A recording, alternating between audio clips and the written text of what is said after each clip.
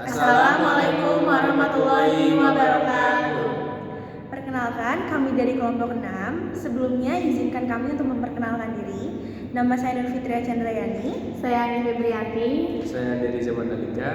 Pada kesempatan kali ini, kelompok kami ingin membahas mengenai materi hubungan antara kantor pusat dan kantor cabang prosedur umum untuk memenuhi tugas akuntansi keuangan lanjutan.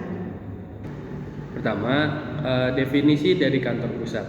Kantor pusat adalah unit utama atau pusat kendali dari suatu perusahaan yang bertanggung jawab atas pengelolaan keseluruhan operasi bisnis. Dalam rangka mengembangkan daerah promosi, organisasi melakukan perencanaan dan pemetaan pasar untuk memahami segmen pasar yang ingin dimasuki, untuk mengidentifikasi market share dan atau bagian pasar potensial untuk produk atau jasa yang ditawarkan. Aktivitas pemasaran dapat dilakukan dengan cara membuka kantor, agen atau bahkan membuka kantor cabang dengan arahan dari kantor pusat sebagai pusat kendali. Selanjutnya, definisi kantor cabang. Kantor cabang adalah suatu bentuk organisasi yang menjual barang-barang dari persediaan yang dibentuknya, baik dikirim kantor pusat maupun dibeli diri sendiri, dan diberi wewenang untuk melaksanakan transaksi-transaksi dengan pihak ketiga sehingga berfungsi sebagai unit usaha yang berdiri sendiri. Selanjutnya, perbedaan antara kantor cabang dan agen. Kantor cabang dibentuk oleh kantor pusat untuk menjual barang. Kantor cabang dapat melakukan transaksi atau pembelian sesuai dengan kebijakan kantor pusat. Sedangkan agen dibentuk sebagai perwakilan kantor pusat. Agen hanya berfungsi untuk menerima pesanan, tetapi transaksi dilakukan di kantor pusat. Lalu kantor cabang mempunyai stok persediaan sendiri, baik barang dari pusat atau barang yang dibeli sendiri. Sedangkan agen, persediaan barang di agen sangat terbatas, biasanya berupa sampel produk yang akan dijual. Lalu kantor cabang memberikan syarat-syarat penjualan transaksi pembayaran sendiri berdasarkan kebijakan umum kantor pusat. Sedangkan agen, syarat-syarat penjualan ditentukan oleh pusat serta modal kerja atau biaya operasi agen diberikan oleh kantor pusat. Yang terakhir, kantor cabang dapat membuat laporan keuangan cabang. Sedangkan agen hanya menyelenggarakan buku kas untuk mencatat penerimaan dan pengeluaran kas. Yang selanjutnya adalah hubungan kantor pusat dan kantor cabang. Hubungan pusat cabang yaitu hubungan antara kantor pusat utama dengan kantor pengembangan atau perwakilan yang skala usahanya lebih kecil dan merupakan bagian dari kantor pusat tersebar di daerah-daerah lain. Meskipun cabang berusaha dan bekerja sebagai unit usaha yang berdiri sendiri, tetapi dikontrol oleh kantor pusat. Tingkat kebebasan berdiri sendiri yang diberikan kepada suatu cabang ditetapkan oleh kantor pusat. Kebijaksanaan umum dan standar pelaksanaan yang biasa berlaku bagi dunia usaha juga dilaksanakan terhadap cabang-cabang yang dibentuk oleh kantor pusat. Yang selanjutnya yaitu sistem akuntansi kantor cabang. Proses pengolahan data akuntansi kantor cabang tergantung pada sistem akuntansi yang diterapkan.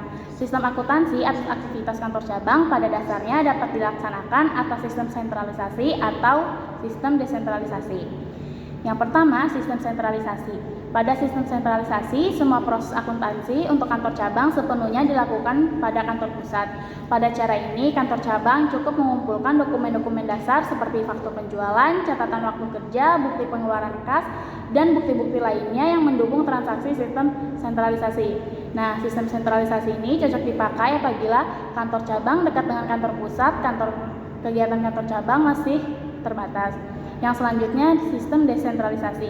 Berbeda dengan sistem sebelumnya, setiap kantor cabang menyelenggarakan pembukuan atas transaksi-transaksi pada kantor cabang yang bersangkutan secara lengkap. Setiap kantor cabang menyelenggarakan buku jurnal, buku besar, dan buku pembantu apabila diperlukan.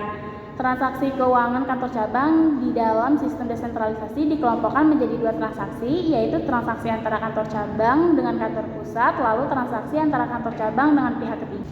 Selanjutnya itu ada sistem akuntansi agen. Jadi dalam sistem akuntansi agen itu diberikan fasilitas berupa modal kerja dari kantor pusat. Nah, pencatatan yang dilakukan oleh agen itu hanya sebatas pertanggungjawaban atas modal kerja yang diberikan oleh kantor pusat.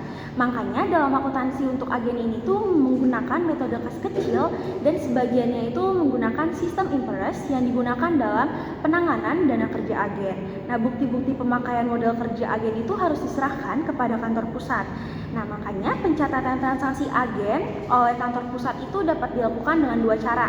Yang pertama, ada laporan laba rugi kantor agen itu dicatat secara terpisah dengan laporan laba rugi kantor pusat. Sedangkan yang kedua itu, laporan laba rugi kantor agen dicatatnya itu secara tidak terpisah dengan laporan laba rugi kantor pusat. Maksudnya itu laporan laba rugi kantor agen itu dicatat secara bersamaan dengan laporan laba rugi kantor pusat. Selanjutnya itu transaksi antara kantor pusat dan kantor cabang, di mana kedua transaksi kantor tersebut itu harus dicatat baik di kantor pusat maupun di kantor cabang. Nah, berikut ini merupakan contoh transaksinya dan jurnalnya. Yang pertama itu ada pengiriman kas atau aktiva selain barang dagang dari kantor pusat ke kantor cabang. Nah, kalau jurnal di kantor pusatnya itu kantor cabangnya didebit, kasnya dikredit, dan untuk kantor cabang kasnya didebit, kantor pusatnya dikredit. Yang kedua itu ada pengiriman barang dagang dari kantor pusat ke kantor cabang menggunakan dua sistem. Yang pertama sistem fisik dan sistem perpetual. Nah, untuk di kantor pusat itu di sistem fisiknya itu kantor cabang didebit, pada pengiriman barang ke kantor cabang dikredit. Nah, untuk kantor cabangnya itu di sistem fisiknya itu pengiriman barang dari kantor pusat didebit, pada kantor pusat dikredit. Nah, untuk sistem perpetualnya di kantor pusat itu kantor cabang didebit dan persediaan barang dagang dikredit. Begitupun di kantor cabang cuman dibalik aja, jadi persediaan barang dagang dikredit dan kantor cabang didebit. Nah, yang ketiga itu pengembalian barang dagang dari kantor cabang ke kantor pusat. Untuk di kantor pusat dan kantor cabang itu juga menggunakan dua sistem, ada sistem fisik dan sistem perpetual. Untuk jurnal di kantor pusat itu, di sistem fisik itu menggunakan pengiriman barang ke kantor cabang debit, pada kantor cabang dikredit. Untuk kantor cabang, kantor pusat didebit, pada pengiriman barang dari kantor pusat dikredit. Nah, untuk sistem perpetualnya itu di kantor pusat persediaan barang dagang didebit, pada kantor cabang dikredit, dan untuk di kantor cabang, kantor pusat didebit, pada persediaan barang dari kantor pusat dikredit. Nah, yang keempat itu ada perlakuan laba kantor cabang. Nah, untuk di kantor pusat, jurnalnya itu kantor cabang didebit, pada laba atau rugi kantor cabang dikredit. Sedangkan untuk di kantor cabang itu laba rugi didebit, pada kantor pusat dikredit. Nah, yang terakhir ini itu ada pengakuan rugi kantor cabang. Untuk di kantor pusat, jurnalnya itu laba atau rugi kantor cabang didebit, pada kantor cabang kredit. Sedangkan untuk di kantor cabang, jurnalnya itu kantor pusat didebit, pada laba atau rugi dikredit. Laporan keuangan konsolidasi kantor pusat dan kantor cabang. Nah, dalam pembuatan laporan keuangan kantor pusat dan kantor cabang, yang pertama itu dibutuhkan untuk membuat jurnal eliminasi. Jadi, tujuan pembuatan jurnal eliminasi adalah untuk menghilangkan atau mengeliminir semua saldo rekening resiprokal. Caranya itu dengan mendebitkan rekening yang dikredit dan mengkredit rekening yang didebit dari transaksi yang bersifat resiprokal. Selanjutnya, membuat kertas kerja atau worksheet. Yang pertama, memasukkan angka-angka yang terdapat di laporan keuangan individual ke kolom yang tersedia. Yang kedua, memasukkan angka-angka dari jurnal eliminasi ke kolom jurnal eliminasi sesuai debit dan kreditnya di buku besar.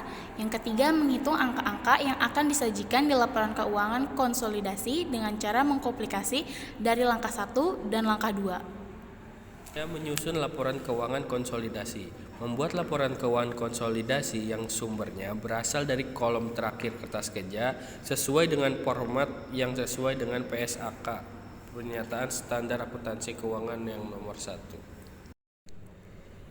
Nah, selanjutnya di sini itu ada contoh kertas kerja yang digunakan dalam penyusunan laporan keuangan konsolidasi kantor pusat dan kantor cabang. Sekian materi yang dapat kami sampaikan, kurang lebihnya mohon maaf. Wassalamualaikum warahmatullahi wabarakatuh.